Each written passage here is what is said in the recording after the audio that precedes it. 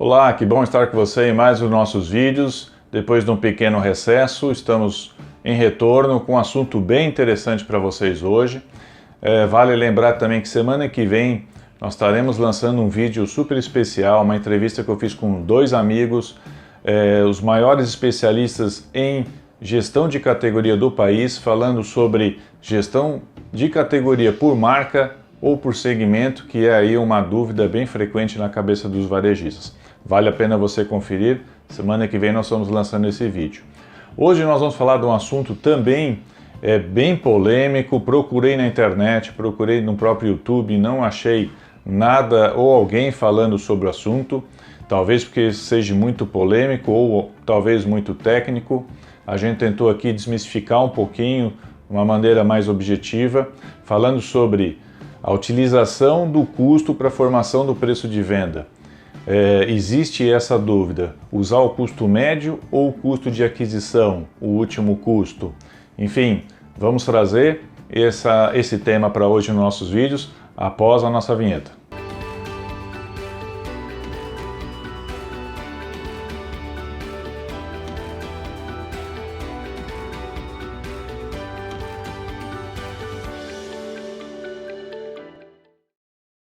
Vamos lá então ver quais são as diferenças aí entre a utilização do custo médio, a utilização do custo de aquisição. Antes de começar o vídeo, a gente diz aqui que não tem o certo e não tem o errado, existe critério aqui, né? A empresa ela define esse critério, porém tem algumas diferenças sim quando a gente traz para price, vamos olhar isso mais adiante, mas a empresa que define qual é o custo que vai ser utilizado para a formação do preço. Lembrando que o sistema Cash Price, ele trabalha com qualquer custo definido pela empresa, pelo varejista, ok? Vamos entender então, no conceito básico, o que é o custo médio. O custo médio, então, é o valor da média gasto com compras, mais impostos e mais despesas. O básico, tá? É considerado na entrada do CD ou da loja. Então, ele é contabilizado a partir do momento que ele dá a entrada. E o parâmetro para análise e resultado. Então, matematicamente falando, não tem como fazer DRE, análise e resultado, se não for pelo custo médio. Isso é matemática, tem que utilizar o custo médio para fazer a análise do passado, ok? Falando agora de custo de aquisição, é o último custo gasto com compras, mais impostos e mais despesas. Ele pode ser considerado na entrada, como na tabela do fornecedor, pelo pedido ou entrada CD loja. Então, você já pode valorizar o teu estoque, tanto no início considerado na tabela que o fornecedor passa para o varejista, sem mesmo ter feito a compra, no ato do pedido, no ato da compra, na hora que está fazendo a negociação, o fornecedor vai lá, reajusta o custo e já valoriza o estoque, já considera aquele custo para a formação do preço, ou também na entrada, né, no CD ou da loja, a partir do momento negociou, comprou, entrou no CD ou entrou na loja, aquele custo já é considerado para a formação do preço de venda. Mas quais são as diferenças entre o custo médio e o custo de aquisição? Então vamos lá, no custo médio, a valorização do estoque é de curto a médio prazo, né? Então eu recebo o aumento do fornecedor, mas como eu já tenho estoque em casa, ele vai se reajustando conforme a movimentação do estoque. Então eu tenho mais precificação desse produto. Ao invés de eu precificar já reajustar o custo dele. Ele vai reajustando então conforme a saída do estoque. Então, um produto diferente ali do custo de aquisição, que a valorização do estoque é imediata. Então, o fornecedor aumentou o custo e eu já aumentei o preço na área de venda no outro dia. Pelo custo médio, esse produto vai ter dentro do mês aí talvez 4 a 5 variações de preço. Então, ele vai mudando o preço conforme vai saindo o estoque. Maior remarcação de preço no custo médio e menor remarcação no custo de aquisição, justamente por causa disso. No custo médio, ele vai aumentando gradativamente conforme a saída do estoque, e o custo de aquisição é o mais simples, né? Aumentou o custo, reajustei na área de venda e já valorizei o meu estoque que está lá. O custo médio é considerado como um custo contábil. Então, se você chegar hoje numa empresa, né, num varejo, que é o peso financeiro, né, a diretoria financeira tem mais peso no negócio, com certeza o critério utilizado para custo, para formação de preço, será o custo médio, porque quando você pergunta para um financeiro qual é o melhor custo para se fazer o preço de venda, ele sempre vai pender pelo custo médio.